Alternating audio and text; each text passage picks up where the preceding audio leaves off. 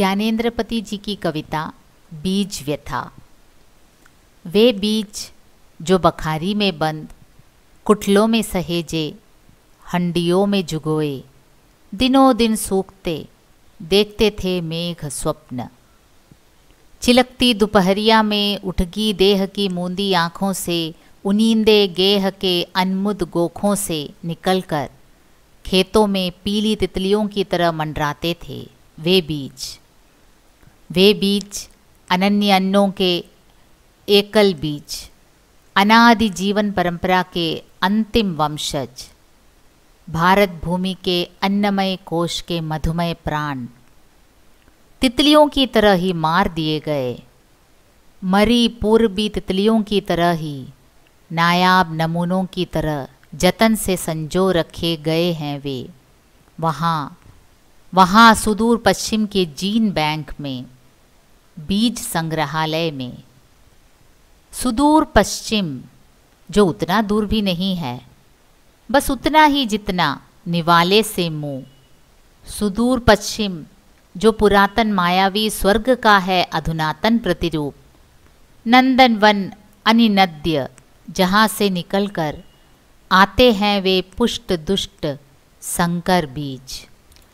भारत के खेतों पर छा जाने दुबले एकल भारतीय बीजों को बहिया कर आते हैं वे आक्रांता बीज, ठिड्डी दलों की तरह छाते आकाश, भूमि को अंधराते, यहाँ की मिट्टी में जड़ें जमाने, फैलने फूलने।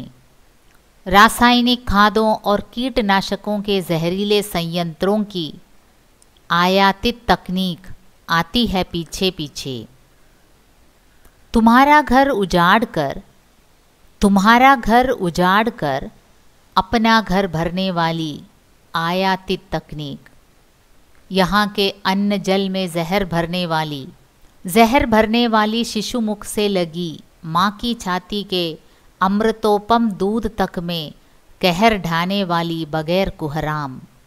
वे बीज भारत भूमि के अद्भुत जीवन स्फुलिंग, अन्नात्मा अनन्य, जो यहाँ बस बहुत बूढ़े किसानों की स्मृति में ही बचे हुए हैं।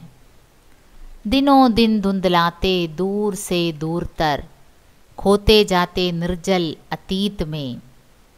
जाते जाते हमें सजल आँखों से देखते हैं, जाते जाते हमें सजल आँखों से देखते हैं कि हाँ, हमारी भी आँखें सजल, कि उन्हें बस अंजुरी भर ही जल चाहिए था जीते जी सिंचन के लिए,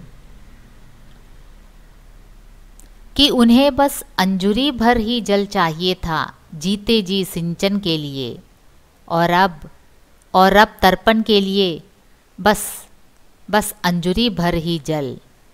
वे नहीं हैं आधुनिक पुष्ट दुष्ट संकर बीज, वे नहीं हैं आधुनिक पुष्ट दुष्ट संकर बीज।